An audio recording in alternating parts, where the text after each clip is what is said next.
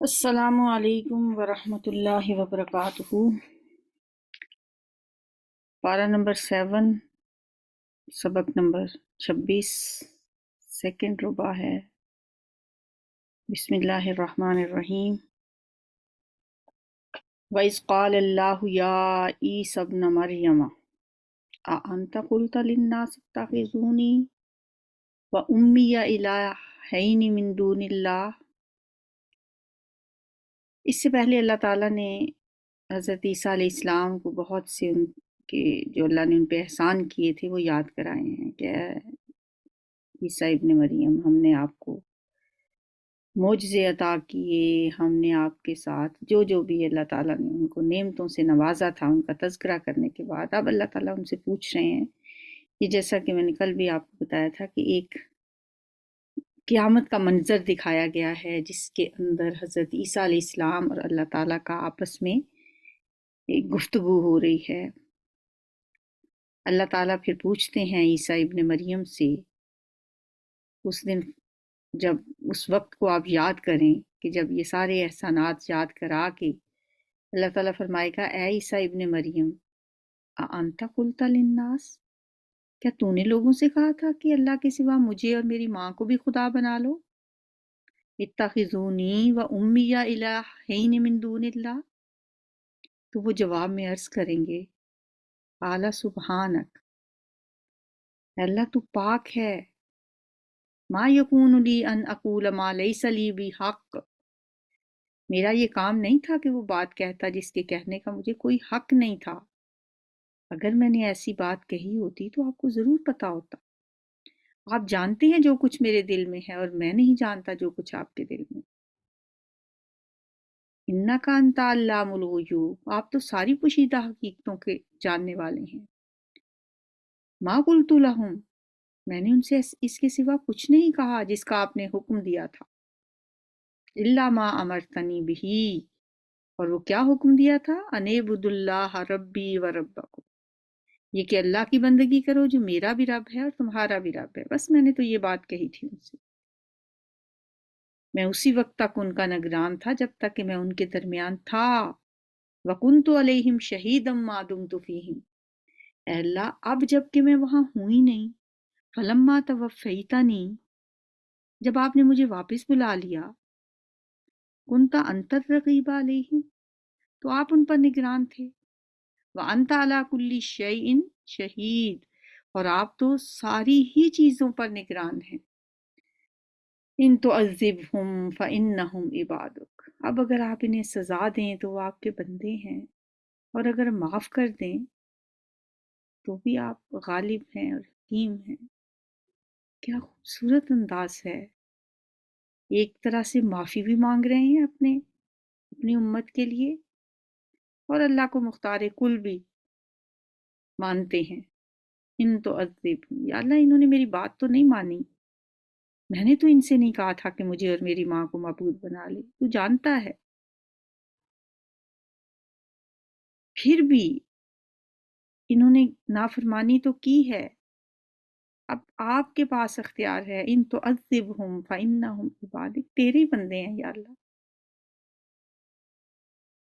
وَإِن تغفر لہم، اور اگر آپ معاف کر دیں، فإنک انت العزیز الحکیم، تو آپ کو کوئی پوچھنے والا ہے، آپ تو غالب ہیں، حکیم ہیں، کوئی نہیں پوچھے گا آپ کو۔ نبی صلی اللہ علیہ وآلہ وسلم ایک دفعہ رات کے وقت بار بار یہ آیت پڑھتے رہے اور پوری رات اسے ہی دہراتے رہے اور روتے رہے، سوچتے ہوں گے کہ وہ قیامت کا کیا منظر ہوگا جب ہر نبی کو اپنی اپنی امت کی فکر پڑی ہوئی ہوگی، میری امت کا کیا حال ہوگا۔ عیسیٰ علیہ السلام اپنے رب سے کہیں گے، ان تعذبہم فإنہم عبادک، یا اللہ تیرے ہی بندے ہیں۔ رات گزار دی آپ نے اسی ایک آیت کو پڑھتے پڑھتے، روتے روتے، اپنی امت کی فکر کرتے کرتے۔ اللہ کیا جواب دیں گے حضرت عیسیٰ علیہ السلام کو؟ سمجھو کہ ڈراپ سین ہے اس منظر کا۔ قال اللہ ھذا یوم ینفع الصادقین صدقہم، اللہ فرمائے گا یہ وہ دن ہے جس میں سچوں کو ان کی سچائی نفع دیتی ہے. لہم جنات تجری من تحتها الانہار خالدین فیہا ابدا. سچے لوگوں کے لیے ایسے باغ ہیں جن کے نیچے نہریں بہہ رہی ہیں، یہاں وہ ہمیشہ ہمیشہ رہیں گے. رضی اللہ عنہم ورضوا عنہ. کیا کمال کا رتبہ ہے ان کا کہ اللہ ان سے راضی، وہ اللہ سے راضی. سبحان اللہ، کیسی بڑی کامیابی ہے. ذالک الفوز العظیم، یہی بڑی کامیابی ہے. تصور کریں ذرا اس شخص کے نصیبے کا، کیا خوش قسمت انسان ہوگا کہ رضی اللہ عنہم ورضوا عنہ، اللہ اس سے راضی ہو گیا اور وہ اللہ سے راضی. للہ ملک السماوات والارض ومن ما فیہن. زمین و آسمان اور تمام موجودات کی بادشاہی اللہ ہی کے لیے ہے. وَهُوَ عَلَى كُلِّ شَيْءٍ قدیر، اور وہ ہر چیز پر قدرت رکھتا ہے. اس کے ساتھ ہی سورہ مائدہ بھی مکمل ہوئی اور ان 4 مدنی صورتوں کا بھی اختتام ہوا جو سورہ بقرہ سے شروع ہوئی تھی. الحمدللہ مدنی قرآن اب تک ہم نے پڑھا سوائے سورہ فاتحہ کے، جو حجم میں تو سب سے چھوٹی ہے لیکن معنوی عظمت کے لحاظ سے پورے قرآن کے ہم وزن ہے، کیونکہ سورہ ہجر میں آتا ہے وَلَقَدْ آتَيْنَاكَ سَبْعًا مِّنَ الْمَثَانِي وَالْقُرْآنَ الْعَظِيمِ. ہم نے آپ کو 7 بار بار پڑھی جانے والی آیات اور عظمت والا قرآن دیا ہے. اور یہ 7 بار بار پڑھی جانے والی آیات جو ہیں یہ سورہ فاتحہ ہی کی آیات ہیں. ایک سورہ فاتحہ مدنی مکی اور پھر 4 مدنی صورتیں، سورہ بقرہ اور آل عمران کا جوڑا، سورہ نساء اور سورہ مائدہ کا جوڑا. ان 4 مدنی صورتوں کو جو تقریباً اب 7ویں پارے پہ ہم ہیں، ان سب کا خلاصہ کیا ہے کہ یہاں مکمل شریعت جو ہے اللہ تعالیٰ نے اس کا ایک میں دکھا دیا، مطلب کہ یہ مکمل شریعت ہے. مکہ میں 13 سال قرآن اترا تھا، تقریباً 2/3 قرآن اتر چکا تھا، اور مدینہ میں جا کے مکہ میں تو عقائد کی بات ہے زیادہ، جو مکمل شریعت ہوئی ہے وہ مدینہ میں جا کے ہوئی ہے. پھر ان صورتوں میں اہل کتاب سے خطاب، پھر ان پہ الزامات کا تذکرہ، پھر ان کے غلط عقائد کی نفی، انہیں ایمان کی جو دعوت دی گئی، ان کی تاریخ کے اہم واقعات کی تفصیلات بتائی گئیں، اور پھر ان کا امت مسلمہ کے منصب سے معزول کیا جانا جس پہ وہ 2000 برس سے فائز تھے، اور اب امت محمدیہ کا اس منصب پہ فائز ہونا. یہ سب موضوعات ان صورتوں میں مکمل ہو گئے. اب اگلی جو صورت ہے سورہ انعام، یہ مکی صورت ہے. اب ہم ایک دم مدینہ کے ماحول سے نکل کے مکہ میں کے ماحول میں آ جائیں گے، اور قرآن پڑھتے ہوئے آپ کو محسوس ہوگا کہ کتنا ڈفرینس ہے. وہاں احکامات ہیں، عمل کی باتیں ہیں، یہ کرو یہ نہ کرو. اہل کتاب کے ساتھ بار بار خطاب ہے، اور یہاں اب ہم دیکھیں گے کہ توحید، رسالت، آخرت، نبی صلی اللہ علیہ وآلہ وسلم سے لوگوں کے مطالبے ہیں، اور اللہ تعالیٰ کا بار بار آپ کو تسلی دینا، آپ کے اور آپ کے ساتھیوں کے ساتھ جو ایک بہت ہی تکلیف دہ حالات گزر رہے تھے ان کا تذکرہ، اور پھر آپ صبر کی تلقین، یہ چیزیں اب ہمیں نظر آئیں گی. سورہ انعام کا نزولی نمبر 55 ہے اور 165 آیات ہیں اس میں، اور 20 رکوع ہیں. انعام جو اس کا نام ہے، چونکہ اس میں چوپایوں کا ذکر ہے اس لیے اس کو سورہ انعام کہتے ہیں۔ اس میں زیادہ تر ہم دیکھیں گے کہ مشرکین کے غلط عقائد کی تردید کی گئی ہے اور توحید کی دعوت ہے۔ آغاز کرتے ہیں سورت کا، بسم اللہ الرحمن الرحیم، الحمدللہ۔ اور بات سورہ فاتحہ الحمدللہ سے شروع ہوئی، تقریباً 7ویں پارے پہ جا کے پھر الحمدللہ سے ایک سورت شروع ہو رہی ہے، پھر 7 پاروں کے بعد سورت الحمدللہ سے شروع ہوگی، پھر 7 پاروں کے بعد۔ قرآن کے اندر اس طرح کی عجائبات ہمیں بہت نظر آئیں گے، اگر ہم غور کریں، توجہ دیں، بہت کچھ ایسا ہمیں ملے گا۔ الحمدللہ الذی خلق السماوات والارض وجعل الظلمات والنور۔ اللہ کے نام سے جو بے انتہا مہربان اور رحم فرمانے والا ہے۔ تعریف اللہ کے لیے جس نے زمین و آسمان بنائے، خلق السماوات والارض، روشنی اور تاریکیاں پیدا کی، وجعل الظلمات والنور، ظلمات اندھیرے، نور روشنی۔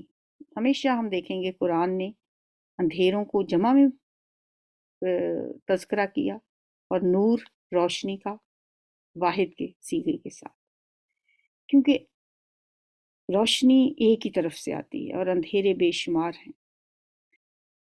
پھر بھی وہ لوگ جنہوں نے دعوت حق کو ماننے سے انکار کر دیا ہے، دوسروں کو اپنے رب کا ہمسر ٹھہرا رہے ہیں۔ وہی ہے جس نے تمہیں مٹی سے پیدا کیا، پھر تمہارے لیے زندگی کی ایک مدت مقرر کر دی اور ایک دوسری مدت اور بھی ہے جو اس کے ہاں طے شدہ ہے۔ وَأَجَلٌ مُّسَمًّى عِندَهُ ثُمَّ أَنتُمْ تَمْتَرُونَ، مگر تم لوگوں کے شک میں پڑے ہوئے ہو۔ وَهُوَ اللَّهُ فِي السَّمَاوَاتِ وَفِي الْأَرْضِ، وہی ایک خدا آسمانوں میں بھی ہے اور زمین میں بھی، تمہارے کھلے اور چھپے سب حال جانتا ہے، اور جو برائی یا بھلائی تم کماتے ہو اس سے خوب واقف ہے۔ وَمَا تَأْتِيهِم مِّنْ آیَةٍ مِّنْ آیَاتِ رَبِّهِمْ إِلَّا كَانُوا عَنْهَا مُعْرِضِينَ۔ لوگوں کا حال یہ ہے کہ ان کے رب کی نشانیوں میں سے کوئی نشانی ایسی نہیں جو ان کے سامنے آئی ہو اور انہوں نے اس سے منہ نہ موڑ لیا۔ چنانچہ اب جو حق ان کے پاس آیا تو اسے بھی انہوں نے جھٹلا دی۔ اچھا، جس چیز کا وہ اب تک مذاق اڑا رہے تھے، ان قریب اس کے متعلق کچھ خبریں انہیں پہنچیں گی۔ ایک پریڈکشن ہے اس آیت۔ انباء ما کانوا بہ یستہزئون فسوف یاتیہم انباء، ان قریب آئیں گی، ان قریب کچھ خبریں ان تک پہنچیں گی جس چیز کا وہ مذاق اڑا رہے تھے یا اڑاتے رہے ہیں اس کے متعلق۔ اس وقت تک کسی کو نہیں پتا تھا کہ یہ جو غریب غربا، یہ اللہ کو ماننے والے، یہ جن کو تپتی ہوئی ریتوں پہ لٹایا جاتا ہے، جن کے ظلم و ستم کے پہاڑ جن پہ توڑے جاتے ہیں، ان قریب ان کا درجہ اور مرتبہ کتنا بلند ہونے والا ہے اور ان مذاق اڑانے والوں کا کیا انجام ہونے والا ہے، اس وقت کسی کو نہیں پتا تھا۔ لیکن اللہ نے ایک پریڈکشن کر دی، ایک پیشین گوئی کر دی، فسوف یاتیہم انباء، ان قریب آئیں گی وہ باتیں۔ کیا انہوں نے دیکھا نہیں کہ ان سے پہلے کتنی ایسی قوموں کو ہم ہلاک کر چکے ہیں؟ یہ انجام انہی کا نہیں ہونے والا، اس سے پہلے بھی جنہوں نے بھی پیغمبروں کو جھٹلایا ان کا انجام ایسا ہی ہوا۔ ذرا غور تو کریں کیا ہوا اس سے پہلے۔ یہ وہ لوگ تھے جن کا اپنے اپنے زمانے میں دورہ رہا ہے۔ مکناہم فی الارض ما لم نمکن لکم، ان کو ہم نے زمین میں وہ اقتدار بخشا تھا جو تمہیں نہیں بخشا۔ ان پر ہم نے آسمان سے خوب بارشیں برسائیں اور ان کے نیچے نہریں بہا دیں، مگر جب انہوں نے کفران نعمت کیا تو آخر کار ہم نے ان کے گناہوں کی پاداش میں انہیں تباہ کر دیا اور ان کی جگہ دوسرے دور کی قوموں کو اٹھایا۔ وَلَوْ نَزَّلْنَا عَلَيْكَ كِتَابًا فِي قِرْطَاسٍ فَلَمَسُوهُ بِأَيْدِيهِمْ قال الذین کفروا ان ھذا الا سحر مبین۔ ہے پیغمبر صلی اللہ علیہ وآلہ وسلم، اگر ہم تمہارے اوپر کوئی کاغذ میں لکھی لکھائی کتاب بھی اتار دیتے اور لوگ اسے اپنے ہاتھوں سے چھو کر بھی دیکھ لیتے، تب بھی جنہوں نے حق کا انکار کیا ہے وہ یہی کہتے کہ یہ تو سری جادو ہے۔ اب تو یہ ایسے مطالبے کرتے ہیں نا کہ ہم تب ایمان لاتے اگر کوئی لکھی لکھائی کتاب لے کے آپ آتے، پھر ہم اسے ہاتھوں سے چھو کے دیکھتے۔ ابھی تو آپ کے دل پہ قرآن اترتا ہے نا، ہم کوئی کتاب دیکھتے، آپ کہتے جیسے موسیٰ علیہ السلام لے کے آئے تھے، کوہ طور پہ گئے اور وہاں سے کتاب لے کے آئے، ایسی ہی کوئی کتاب آپ بھی لے کے آتے تو ہم مان لیتے۔ فرمایا نہیں، ایسا نہیں ہونا تھا۔ اگر ہم کوئی کاغذ میں لکھی لکھائی کتاب بھی اتارتے اور یہ اس کو اپنے ہاتھوں سے چھو کے بھی دیکھتے، تب بھی جنہوں نے نہیں ماننا تھا وہ نہ مانتے، وہ یہی کہتے کہ یہ تو جادو ہے۔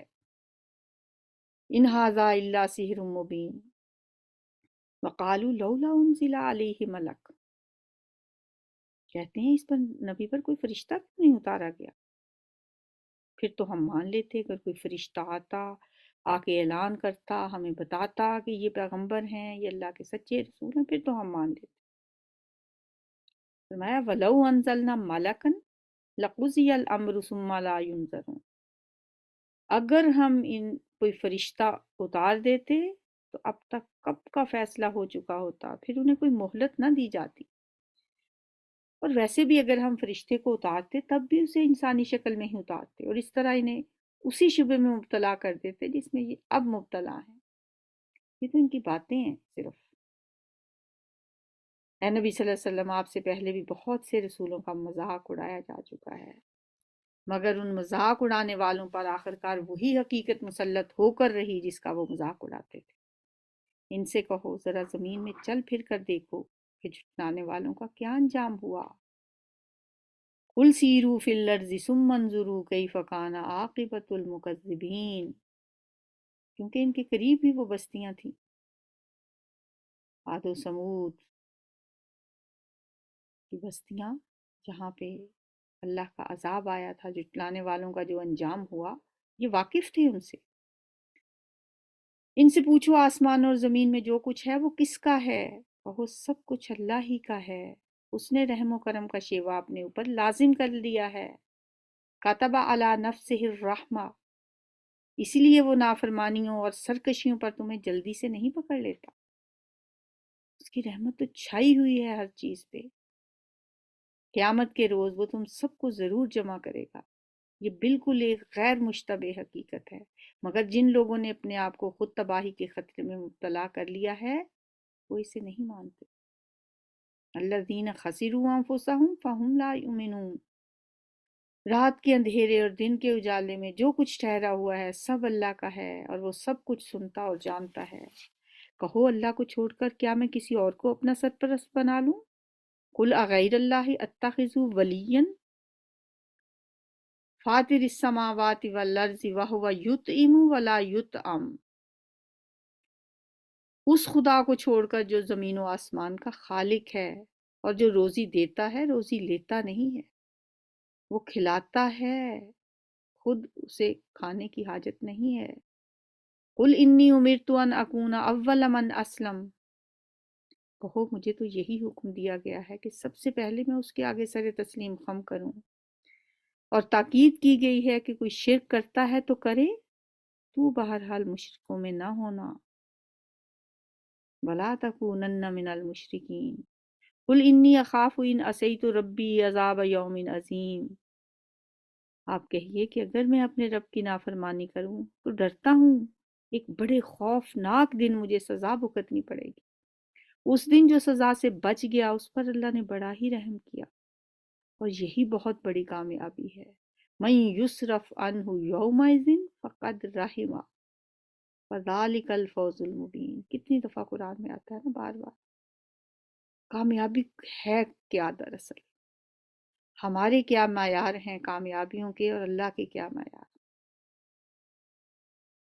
سب سے بڑی کامیابی تو یہی ہے کہ اس دن انسان عذاب سے بچا لیا جائے، اللہ کی رحمت کا مستحق ہو جائے۔ وَإِن يَمْسَسْكَ اللَّهُ بِضُرٍّ فَلَا كَاشِفَ لَهُ، اگر اللہ تمہیں کسی قسم کا نقصان پہنچائے تو اس کے سوا کوئی نہیں جو تمہیں اس نقصان سے بچا سکے، اور اگر وہ تمہیں کسی بھلائی سے بہرہ مند کرے تو وہ ہر چیز پر قادر ہے، وہ اپنے بندوں پر کامل اختیارات رکھتا ہے، وہ دانا اور باخبر ہے۔ یہ چیز اگر ہمیں سمجھ آ جائے، میرا خیال ہے سارے غم ہی ختم ہو جائے،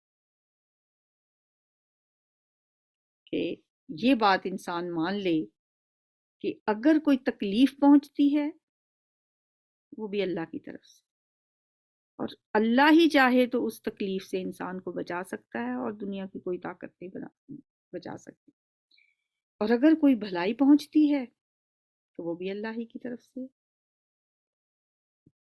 مکمل اختیار اللہ کا ہے ہر چیز پہ۔ قل ای شیء اکبر شہادہ، ان سے پوچھو کس کی گواہی سب سے بڑھ کر ہے؟ کہو میرے اور تمہارے درمیان اللہ گواہ ہے، اور یہ قرآن میری طرف بذریعہ وحی بھیجا گیا ہے تاکہ تمہیں اور جس جس کو یہ پہنچے سب کو متنبع کر۔ وَأُوحِيَ إِلَيَّ هَذَا الْقُرْآنُ لِأُنذِرَكُم بِهِ وَمَن بَلَغَ، یہ وَمَن بَلَغ کون ہے؟ جس جس تک یہ پہنچے وہ ہم ہیں، اور جس جس تک یہ قرآن پہنچے گا اس کی بھی یہی ذمہ داری ہے جو آپ کی تھی۔ فرماتے ہیں میری طرف وحی کیا گیا ہے یہ قرآن، اس لیے لِأُنذِرَكُم بِهِ کہ میں اس کے ذریعے تمہیں تبلیغ کروں، اس کے ذریعے تمہیں ڈراؤں، اس کے ذریعے تمہیں اللہ کے قریب کرنے کے لیے تمہیں ڈراؤں، تمہارے رب سے، اس کے عذاب سے۔ وَمَن بَلَغ، اور جس جس تک یہ قرآن پہنچے گا، ظاہر ہے آپ کے بعد اب کوئی اور نبی رسول تو نہیں آئے گا، کس تک پہنچے گا؟ ظاہر ہے آپ کی امت کے علماء تک پہنچے گا۔ جس تک بھی یہ پہنچ جائے، اب یہ ہم تک پہنچ گیا ہے الحمدللہ، اب یہ ہماری ذمہ داری ہے کہ ہم اس پہ محنت کریں، اس کو سیکھیں، پھر اس کو آگے پہنچائیں، ورنہ کل بہت پچھتاوا ہوگا۔ کیا اللہ ہم سے پوچھے گا نہیں؟ دنیا جہان کے علوم حاصل کر لیے، بڑی بڑی ڈگریاں حاصل کر لیں، کیا میری کتاب کی کوئی اہمیت نہیں تھی تمہاری نظر میں کہ تم نے اسے پسے پش ڈال دیا؟ کیا نبی صلی اللہ علیہ وآلہ وسلم جن لوگوں کے بارے میں اللہ سے شکایت کریں گے کہیں وہ ہم ہی تو نہیں ہوں گے؟ استغفر اللہ، اللہم لا تجعلنا منہم، کیا کہیں گے نبی صلی اللہ علیہ وسلم اللہ تعالیٰ؟ رب ان قوم اتخذوا ھذا القرآن مہجورا، یا اللہ یہی ہے میری امت کے وہ لوگ جنہوں نے قرآن کو چھوڑ رکھا تھا، اور کیسے چھوڑنا ہو؟ ہم 30 40 سال تک، کوئی 50 سال تک پہنچ گئے، لیکن ہم نے اس کتاب کو غلافوں سے نہیں نکالا، سوائے رمضان کے مہینے میں، وہ بھی ایسے طوطے کی طرح ہم رٹا رٹایا ریڈ کر لیتے ہیں بغیر سمجھے، بغیر جانے، بغیر یہ معلوم کیے کہ میرا رب مجھ سے کیا کہہ رہا ہے۔ کیسی ویسی یہ بات ہے، کبھی غور کریں تو بہت یہ ایک بدتمیزی لگتی ہے، مجھے تو لگتا ہے کہ ہم اللہ کی ایک طرح سے مذاق نہیں اڑاتے، جیسے کہ اللہ ہم سے کوئی بات کہہ رہا ہے، ہم اس کو ایز اٹ از پڑھ دیتے ہیں، یہ جانے بغیر کہ میرا رب مجھ سے کیا کہہ رہا ہے۔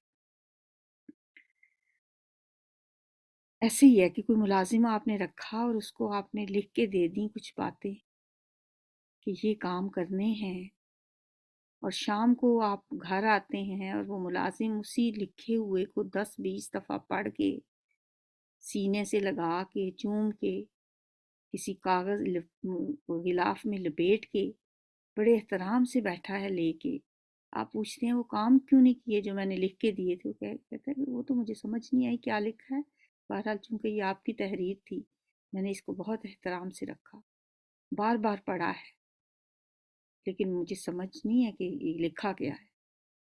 کیا آپ کو اس ملازم کی کوئی ضرورت رہے گی؟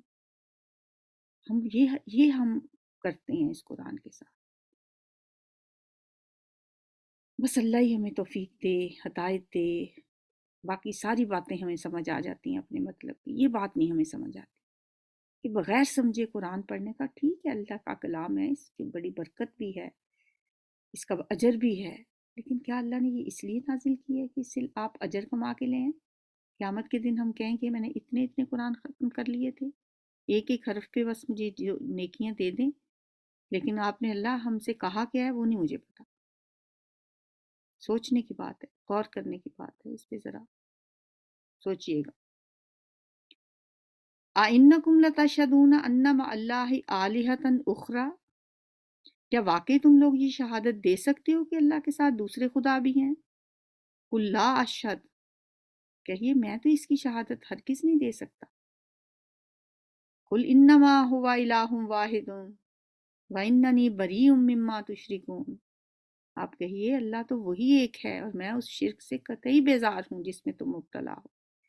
جن لوگوں کو ہم نے کتاب دی ہے وہ اس بات کو اس طرح غیر مشتبہ طور پر پہچانتے ہیں جیسے ان کو اپنے بیٹوں کو پہچاننے میں کوئی اشتباہ پیش نہیں ہے۔ اہل کتاب کی بات، یہ اہل کتاب یعنی جن کو ہم نے کتاب دی ہے وہ اس قرآن کو یا اس پیغمبر کو ایسے پہچانتے ہیں جیسے اپنے بیٹوں کو پہچانتے ہیں، کیونکہ ان کی کتابوں میں ان کے بارے میں، نبی صلی اللہ علیہ وسلم کے بارے میں بہت واضح طور پہ لکھا تھا، اور وہ ان کو پتا تھا کہ اللہ کے سچے پیغمبر ہیں۔ مگر جنہوں نے اپنے آپ کو خود خسارے میں ڈالا اور اسے نہیں مانتے، فَهُمْ لَا يُؤْمِنُونَ، اس سے بڑا خسارہ کیا ہوگا کہ جانتے بوجھتے نہیں مانتے۔ وَمَنْ أَظْلَمُ مِمَّنِ افْتَرَىٰ عَلَى اللَّهِ كَذِبًا أَوْ كَذَّبَ بِآيَاتِهِ إِنَّهُ لَا يُفْلِحُ الظَّالِمُونَ، اور اس شخص سے بڑھ کر ظالم کون ہوگا جو اللہ پر جھوٹا بہتان لگائے یا اللہ کی نشانیوں کو جھٹلائے؟ یقیناً ایسے ظالم کبھی فلاح نہیں پا سکتے۔ جس روز ہم ان سب کو اکٹھا کریں گے اور مشرکوں سے پوچھیں گے کہ اب وہ تمہارے ٹھہرائے ہوئے شریک کہاں ہیں جن کو تم اپنا خدا سمجھتے تھے، تو وہ اس کے سوا کوئی فتنہ نہ اٹھا سکیں گے کہ یہ جھوٹا بیان دے دیں کہ اے ہمارے رب تیری قسم ہم ہرگز مشرک نہیں تھے، واللہ ربنا ما کننا مشرکین، قسم ہے اللہ، اے ہمارے رب تیری قسم ہم مشرک نہیں تھے۔ اس وقت یہ کس طرح اپنے آپ پر جھوٹ گھڑیں گے اور وہاں ان کے سارے بناوٹی معبود گم ہو جائیں گے۔ وَضَلَّ عَنْهُمْ مَا كَانُوا يَفْتَرُونَ، ان میں سے بعض لوگ ایسے ہیں جو کان لگا کر آپ کی بات سنتے ہیں، مگر حال یہ ہے کہ ہم ان کے دلوں پر پردے ڈال رکھے ہیں، ہم نے ان کے دلوں پر پردے ڈال رکھے ہیں جن کی وجہ سے وہ اس کو کچھ نہیں سمجھتے، اور ان کے کانوں میں گرانی ڈال دی ہے کہ سب کچھ سننے پر بھی کچھ نہیں سنتے۔ یہ نہیں ہے کہ کان ان کے سنتے نہیں ہیں، آواز تو وہ سنتے ہیں لیکن ان کے دل مردہ ہو چکے ہیں، ان کے ضمیر مر چکے ہیں، انہیں حقیقت نظر نہیں آتی، وہ خواہ کوئی نشانی دیکھ لیں اس پر ایمان لا کر نہ دیں گے۔ حد یہ ہے کہ جب وہ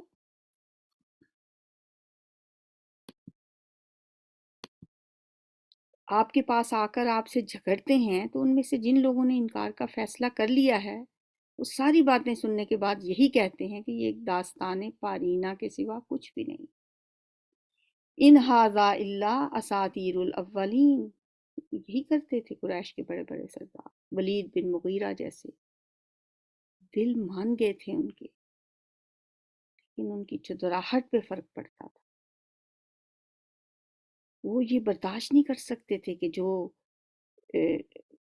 ہمارا اس وقت جو ایک مرتبہ بنا ہوا ہے لوگوں کی نظر میں، لوگ کیا کہیں گے۔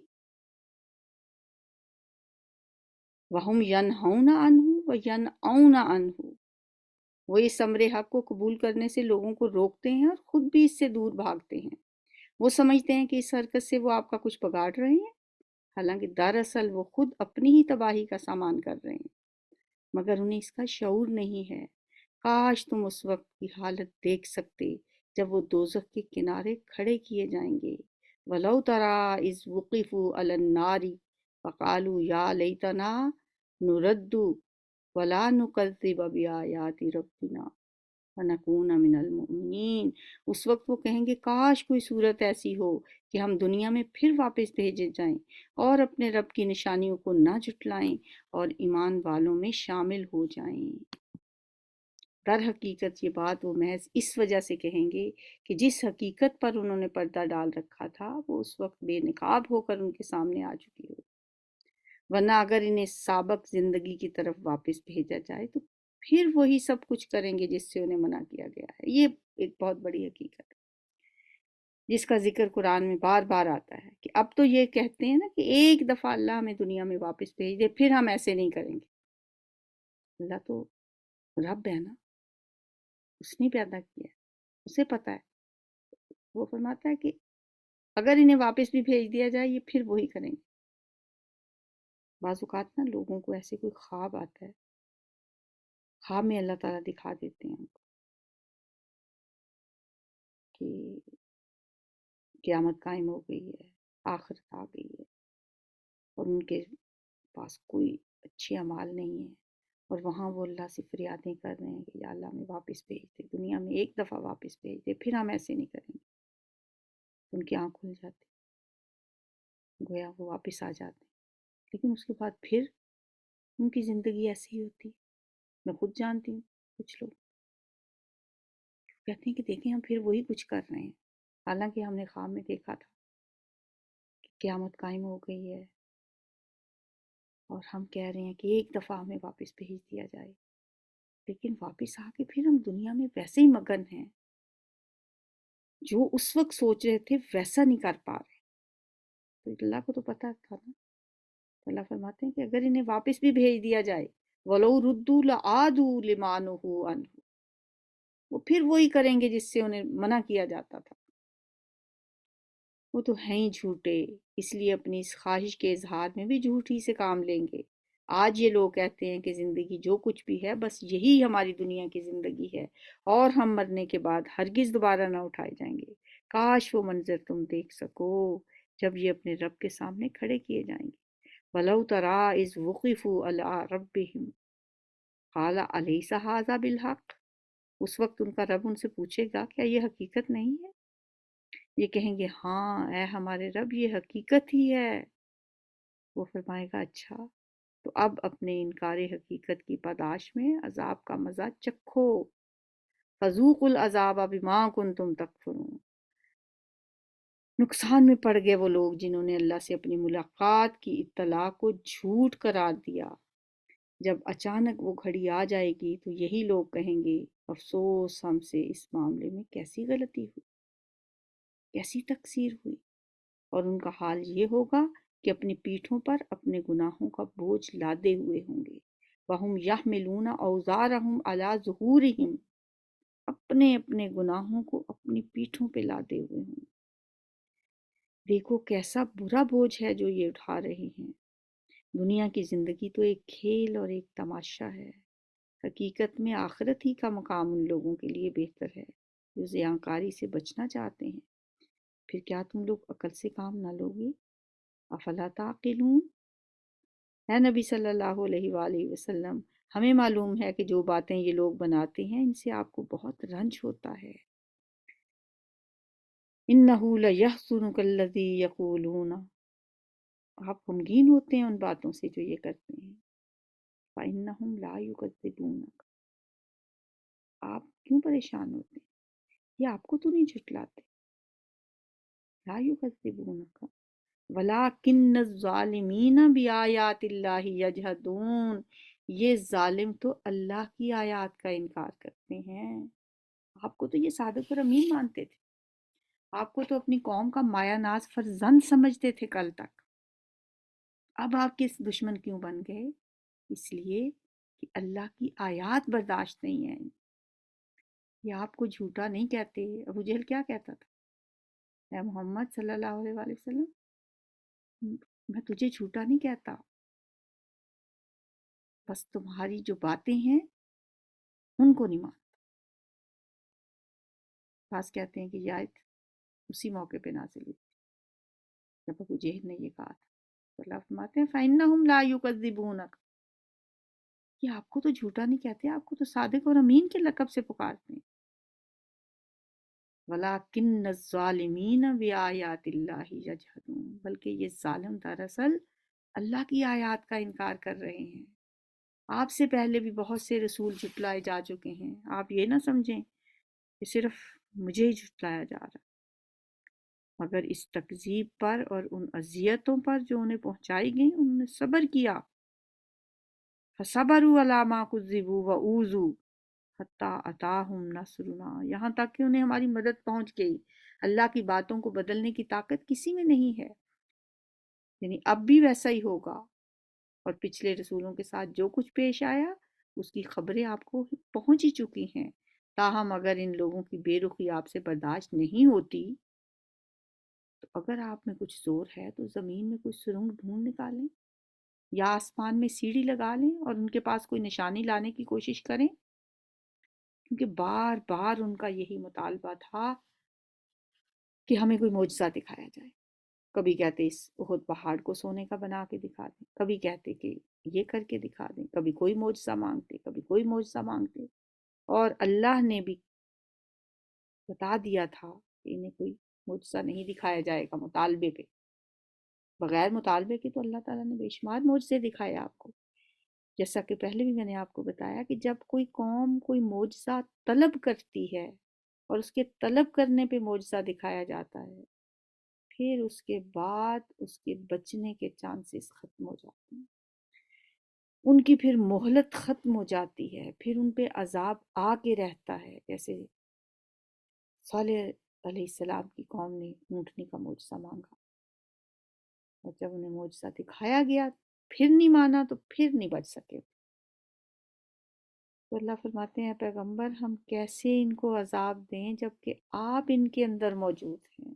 سبحان اللہ، یہ آیت بھی دل پہ لگتی ہے جا کے کہ اللہ کو کتنی محبت تھی اپنے پیارے پیغمبر سے۔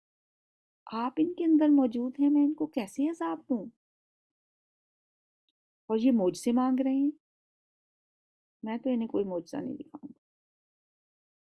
آپ اگر ٹھیک ہے، پھر اگر آپ نبی صلی اللہ علیہ وسلم کا بھی دل کرتا تھا نا کہ اگر ان کو کوئی نشانی دکھا دی جائے تو شاید یہ بات مان جائیں، شاید یہ جو کہتے ہیں کہ اگر آپ ایسے کر دیں تو ہم مان جائیں گے، اگر ایسے کر دیں تو ہم مان جائیں گے، اگر اللہ نے کوئی نشانی دکھائی دے، میں نہیں، ایسا نہیں ہوگا۔ اگر اللہ چاہتا تو ان سب کو ہدایت پہ جمع کر سکتا تھا۔ آپ ہدایت کی خاطر چاہتے ہیں نا کہ کوئی اللہ ان کو نشانی دکھا دے، تو ہدایت تو اگر اللہ چاہے ان کو ویسے بھی دے سکتا ہے۔ لہٰذا آپ نادانوں جیسی باتیں نہ کریں۔ فَلَا تَكُونَنَّ مِنَ الْجَاهِلِينَ، جاہل اردو میں تو اور معنوں میں استعمال ہوتا ہے، عربی میں اس کا معنی ہوتا ہے نادان ہونا۔ فَلَا تَكُونَنَّ مِنَ الْجَاهِلِينَ، سبحانک اللہم و بحمدک، اچھا نہیں ہے ابھی اور ہیں آیات، اور ٹائم تو ختم ہو رہا ہے۔ چلیں ایک آیت اور پڑھ لیتے ہیں، باقی کل والوں میں شامل کر لیں گے۔ دعوت حق پر لبیک وہی لوگ کہتے ہیں